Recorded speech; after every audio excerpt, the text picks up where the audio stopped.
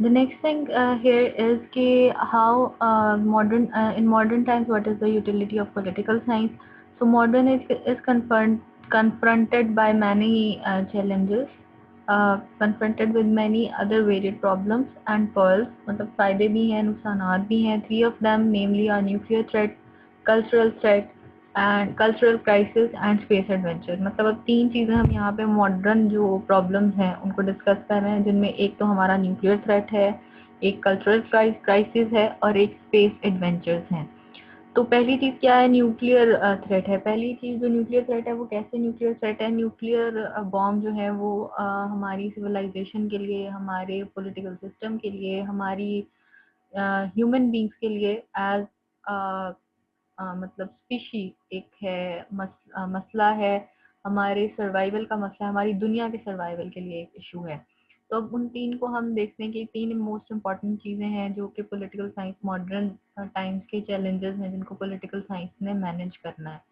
तो nuclear Holocaust क्या है, वो यही है कि एक न्यूक्लियर बॉम्ब अगर कहीं पे डेटोनेट किया जाता है या वो चलाया जाता है, न्यूक्लियर बॉम्ब कहीं फेंका जाता है, तो मुमकिन है कि आजकल के जितने एडवांस न्यूक्लियर वेपन्स हैं तो उससे सारी दुनिया जो है वो एकदम ख़त्म हो सकती है.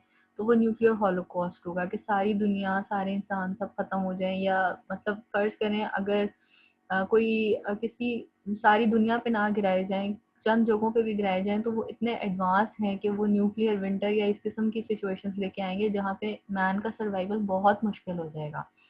So the nuclear bomb will not destroy humanity by itself. It will do so on the decisions of a man who used it, as in Hiroshima and Nagasaki in Japan at the end of World War II. तो world war to के and पर Japan जो है वो अपनी मतलब हार तस्लीम नहीं कर रहा था, वो हार नहीं मान रहा था, वो लड़ रहा था. तो फाइनली अमेरिका ने उसकी दो सिटीज़ पर, हिरोशिमा और नागासाकी पर बॉम्ब्स ड्रॉप किए थे, न्यूक्लियर बॉम्ब्स ड्रॉप किए थे, जिसकी वजह से जो है बहुत मैसिव स्केल पर तबाही हुई थी. तो अब बात ये है कि न्यूक्लियर बॉम्ब इटसेल्फ कोई बुरी चीज़ नहीं है. मतलब न्यूक्लियर टेक्नोलॉजी एक अच्छी टेक्नोलॉजी है, उसको सिविलियन पर्पसेस के लिए भी इस्तेमाल कर सकते हैं, डेवलपमेंट के लिए भी इस्तेमाल कर सकते हैं. लेकिन अगर आप उसको in the form of bomb use करते हैं और लोगों को, पॉपुलेशन को टारगेट करते हैं, तो वो एक बुरी चीज़ है. लेकिन वो बुरी चीज़ क्यों है? क्योंकि वो इंसानों का डिसीजन है कि हम इसको एक गलत काम के लिए इस्तेमाल कर रहे हैं. So the thing here comes is कि कोई भी चीज़ इटसेल्फ बुरी नहीं होती, उसका यूज़ उसको बुरा बनाता है. तो ये ह्यूमन बीइंग का डिसीजन होता है. तो वो डिसीजन क्या है? वो एक चॉइस है आपके अल्टरनेटिव्स के दरमियान कि यूज़ करना है या नहीं करना है. ये दो अल्टरनेटिव्स हैं, उसके कॉन्सिक्वेंसेस हमने फिर आगे बेयर करने हैं. In other words, the use of nuclear bomb will be purely a political decision कि वो पॉलिटिकल डिसीजन है कि आपने करना है यूज़ या नहीं करना. उसकी भी हम एग्जांपल देखते हैं. One kind of politics lead to nuclear war, and other kind of politics can restrain. It is the purpose of political science to analyze the two kind of politics and enable the people to understand the ways by and means by saving the whole humanity. अच्छा, अब यहाँ पे एक चीज़ है कि दो तरह की पॉलिटिक्स होती है न्यूक्लियर बॉम्ब पे. जर्नली जो ब्रॉड टर्म्स में दो ऑपोजिट्स आते हैं, वो ये है कि या तो आप न्यूक्लियर वॉर कर लें या आप न्यूक्लियर वॉर को रोक लें. न्यूक्लियर वॉर कर कब देते हैं? जब कोई दो न्यूक्लियर स्टेट्स जो हैं वो ये फैसला करें कि वो एक दूसरे के खिलाफ न्यूक्लियर वेपन्स को यूज़ करेंगी, तो न्यूक्लियर वॉर होगी कि दोनों अपने अपने वेपन्स यूज़ कर रही हैं. न्यूक्लियर रिस्ट्रेन क्या है कि वो अवॉइड करें कि वो न्यूक्लियर बॉम्ब की तरफ ना जाएं. मतलब वो कोई भी कन्वेंशनल वेपन यूज़ करें, कोई भी तरीका यूज़ करें, किसी और फॉर्म ऑफ वॉर में चले जाएं, लेकिन वो न्यूक्लियर वॉर में ना आए, क्योंकि न्यूक्लियर वॉर जो है वो सारी ह्यूमैनिटी के लिए नुकसानदेह है. तो अब उसमें एग्जांपल्स हमारे पास क्या आती हैं? न्यूक्लियर बॉम्ब ड्रॉप करने की एग्जांपल तो हमारे पास हिरोशिमा और नागासाकी में आ जाती है. लेकिन न्यूक्लियर रिस्ट्रेन की एक हमारे पास एग्जांपल जो आती है वो आती है क्यूबन मिसाइल क्राइसिस में, जिसमें ड्यूरिंग कोल्ड वॉर जो है वो सोवियत यूनियन और यूएस जो हैं वो तकरीबन at the verge of nuclear war थे. और फिर जो है वो इस वॉर को अवर्ट किया गया bye politically handling this issue. Issue ये था कि यूएसएसआर के कुछ जो मिसाइल्स थे वो लेके जाए जा रहे थे क्यूबा, जो कि अगेन एक कम्युनिस्ट स्टेट थी, और वहाँ पे अगर वो डिप्लॉय हो जाते तो यूनाइटेड स्टेट्स का ये कहना था कि ये उसकी जो सिक्योरिटी है उसके लिए मसला है कि रशिया जो है वो قریب آ جائے گا امریکہ کے اور وہ کسی بھی وقت اپنا نیوکلیئر ویپن وہاں پہ ڈراپ کر سکتا ہے. تو یونائٹیڈ اسٹیٹس نے کہا تھا کہ آپ اپنے یہ ویپنز یہاں مت لے کر آئیں, اگر آپ لے کر آئیں گے تو ہم ہی آپ کے اوپر نیوکلیئر اٹیک کر دیں گے, کیونکہ ہم اپنے آپ کو بچانے کے لیے یہ عمل کریں گے. تو اس صورت میں یہ تھا کہ جو رشین ہے, سوویت یونین تھی اس وقت, انہوں نے وہ اپنے جو شپس تھیں ان کو فلیٹ کو واپس موڑ لیا, اور اس طرح سے نیوکلیئر وار کا تھریٹ جو تھا وہ اوورٹ ہوا by discussion, by politically handling the issue. تو پالیٹکس جو ہے اس سے آپ وار کی طرف جا بھی سکتے ہیں اور وار کو اوائڈ بھی کر سکتے ہیں. اب کنٹینیوس کلچرل کرائسس کیا ہے؟ کلچرل کرائسس یہ ہے کہ مختلف آئیڈیالوجیز ہیں, مختلف کلچرز ہیں, اور ان کے درمیان ایک ٹگ آف وار چل رہی ہے, چاہے وہ کولڈ وار کی کمیونسٹ ویسٹ اور کمیونسٹ ایسٹ اور کیپٹلسٹ ویسٹ کے درمیان ہو, یا وہ اسلامک سویلائزیشن کے ساتھ ہو, مطلب مختلف, یا چائنیز کلچر کے متعلق ہو, یا انڈینس کے جو ہندوتوا کا کلچر ہے وہ ہو, مطلب مختلف کلچر جو ہیں وہ ایٹ وار ہیں for survival, for dominance in the world. So this cultural crisis, it has split the whole world into several warring political systems and groups. Example اس کی capitalist west ہے, communist east ہے, جو کہ سب سے زیادہ prolong کرتا ہے cold war میں. War or warlike struggles are being waged by various countries and states and blocs, such as Arab Israel جو conflict ہے, اگر آپ اس کی history دیکھیں تو وہ بھی ایک طرح سے ریسز کا کانفلکٹ ہے, کلچرز کا کانفلکٹ ہے بٹوین پیلسٹینینز اینڈ دیئر اسرائیلی آپریسرز. اس کی جب آپ ایک مزید ڈیٹیلس پڑھتے ہیں تو آپ کو پتہ چلتا ہے کہ وہ کس طرح سے ایک کلچرل ایشو بھی ہے. Since 1957 when the first اچھا, اب تیسری چیز ہمارے پاس آتی ہے, وہ آ جاتی ہے اسپیس کے متعلق. تو وہ کہاں سے شروع ہوتی ہے؟ جب 1957 میں سوویت یونین جو ہے وہ اپنی فرسٹ آرٹیفیشل سیٹلائٹ جو ہے وہ بھیجتی ہے اسپیس میں. اسپٹنک نام تھا اس کا. It spins around the globe. The world is confronted with a new development. جیسے ہم نے پہلے بھی بات کی تھی کہ جب نئی چیز آ رہی ہوتی ہے, کوئی نئی ٹیکنالوجی آ رہی ہوتی ہے, تو اس کے لیے آپ کا ایک نیا فیوچر ہوتا ہے, اس کو آپ نے کیسے یوٹیلائز کرنا ہے, اس کے آپ کو فائدے کتنے ہوں گے, نقصان کتنے ہوں گے, یہ ہم نے خود اسیس کرنا ہوتا ہے کہ ہم اسے اڈاپٹ کر رہے ہیں تو کیسے کرنا ہے.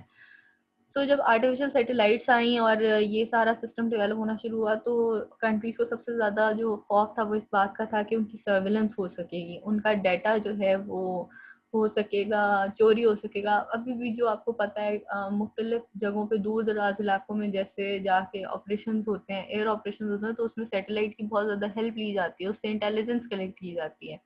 تو اب اس نے ایک نیا پرابلم کریٹ کر دیا تھا ورلڈ پالیٹکس کے لیے, جو کہ اسپیس ایج کے بگننگ پہ. پھر اس کے علاوہ آگے چل کے جب آپ مزید پڑھیں گے تو ایک نیوکلیئرائزیشن آف اسپیس بھی ہمارے پاس ایشو آتا ہے کہ اسپیس کو نیوکلیئرائز ہم نے نہیں کرنا, اسپیس تک ہم نے ویپنس نہیں پہنچانے جو خاص طور پہ ویپنس آف میس ڈسٹرکشن ہیں.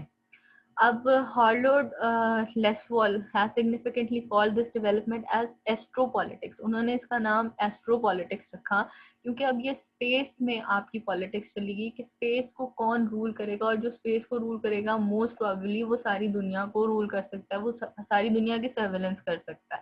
تو اس کے فائدے بھی ہیں, اس کے نقصانات بھی ہیں کہ آپ اسپیس تک آپ پہنچ گئے ہیں, لیکن آپ اس کا یوز کیسے کرتے ہیں, اس کو پولیٹیکلی ہینڈل کیسے کرتے ہیں, وہ پولیٹیکل سائنس کے انڈر آپ دیکھتے ہیں. It is for both good and evil of mankind. With every passing day, the space adventures of the developed countries like USA and USSR and not so developed countries like India are objects of expansionist and imperialist design. تو اب مختلف countries جو ہیں وہ space میں بھی جانے کی اور اپنی سیٹلائٹس بھیجنے کی اور وہاں پہ بھی اپنی ہیجمنی کریٹ کرنے کی کوشش کر رہی ہیں, تو وہ بھی ورلڈ پالیٹکس کے لیے بہت امپورٹنٹ چیز ہے, وہ پولیٹیکل سائنس کا حصہ ہے کیونکہ وہ بھی ایک کائنڈ آف پالیٹکس ہے. Importance of political science for its students. آج کل کے زمانے میں ہمارے اسٹوڈنٹس کے لیے جو ہم جو پڑھ رہے ہیں پولیٹیکل سائنس, اس کی کیا امپورٹینس ہے؟ The study of political science will enable students to understand the nature of crisis-ridden modern society and state, and also the reason why political power can be exercised for human good, for maintaining peace, harmony and progress. سب سے important جو ہمارا motto ہونا چاہیے وہ یہ ہونا چاہیے کہ ہم پیس, ہارمنی اور پروگرس کی بات کریں بجائے اس کے کہ ہم ڈسٹرکشن کی بات کریں. ہمیں یہ پتا ہونا چاہیے کہ ہمارا اینڈ جو ہے وہ اچھا, ہم نے ایسا پاتھ لینا ہے, ایسی پالیسیز لینی ہے جو کہ ہمارا اینڈ اچھا ہو. It teaches the student to value higher interest and nobler ends more than lesser ones. For instance, a student of political science must uphold the interest of mankind more than those of nation and other lesser organizations. کہ آپ کا جو aim ہونا چاہیے وہ یہ ہونا چاہیے کہ آپ انسانوں کی بہتری کا رکھیں الٹیمیٹ گول، بجائے اس کے کہ آپ اپنے نیشنل یا سیلف انٹرسٹ کو توجہ میں آپ کا ہیومن جو انٹرسٹ ہے وہ سب سے سیکرڈ ہونا چاہیے. Ultimate goal of all sciences is knowledge in the world, a state in which all mankind will be equal, free, happy, regardless of their difference of race, nationality, color, religion, clan, caste اور sex. Whatever آپ کی جو discriminations ہیں وہ یہاں پہ نہیں آنی چاہیے. Common good جو human being کا ہے وہ آپ کی first priority ہونی چاہیے. اس کے علاوہ کیا پرووائڈ کرتی ہے امپورٹنس پولیٹیکل سائنس اسٹوڈنٹس کے لیے؟ It provides them the knowledge and understanding of democracy. یہاں پہ کیونکہ ڈیموکریسی کو as a best form of government explain کیا گیا ہے تو وہاں مطلب انہوں نے اس کی تعریف کی ہے کہ آپ کو ڈفرینٹ فارمز آف گورنمنٹ کا پتہ چل رہا ہے. تو اگر آپ ڈیموکریسی کی بات کریں کہ ڈیموکریسی سب سے اچھی ہے تو وہ آپ کو ایک ڈکٹیٹرشپ سے بچا رہی ہے, ایک ٹیرریکل اسٹیٹ سے بچا رہی ہے, وہ جو ایک ون مین رول ہے اس سے بچا رہی ہے. آپ کو ٹرمز کا پتہ چلتا ہے, فیشزم, سوشلزم, کمیونزم, لبرلزم, ان چیزوں کے متعلق آپ ان آئیڈیاز کا پتہ چلتا ہے, اکویلٹی, لبرٹی کا پتہ چلتا ہے. دے ول thus understand the use and abuse of misuse of these terms so frequently made in the modern times by various parties, groups and individuals. کہ جب تک آپ لوگ یہ نہیں سمجھیں گے, ان کانسیپٹس کو نہیں سمجھیں گے تو آپ ان کو ڈیفائن نہیں کر سکیں گے. جب آپ ان کو ڈیفائن کر سکیں گے تو آپ ان کے کریکٹرسٹکس دیکھیں گے اور آپ دیکھیں گے کہ وہ کون سی کیٹیگری میں فال کرتے ہیں, اور پھر آپ اس کے مطابق اس کو حل کرنے کا بھی پرابلم سالونگ کے بھی طریقے لے کے آئیں گے. Secondly its knowledge will enable students to be good citizens. کہ آپ کو جب پتہ ہوگا اپنے رائٹس کا, اپنی ڈیوٹیز کا, تو آپ ان کو بہتر طریقے سے ایکسرسائز کریں گے اور وہ آپ کو ایک اچھا سٹیزن بننے میں ہیلپ کرے گا. Thirdly, it will know how his government updates. اس کو پتہ چلے گا کہ اپنی گورنمنٹ کیسے آپریٹ کر رہی ہے, اس کے انٹرسٹ کیا ہیں, اس کے پیچھے فورسز کیا ہیں جو کہ اس کا مطلب اس کے کام میں ہیلپ کرنی ہے, and will result in policies to that are likely to produce good results. تو ایٹ دا اینڈ بھی جو ہے اس کا بہتر اینڈ نکلے گا. تو it is about the use of politics in your regular life.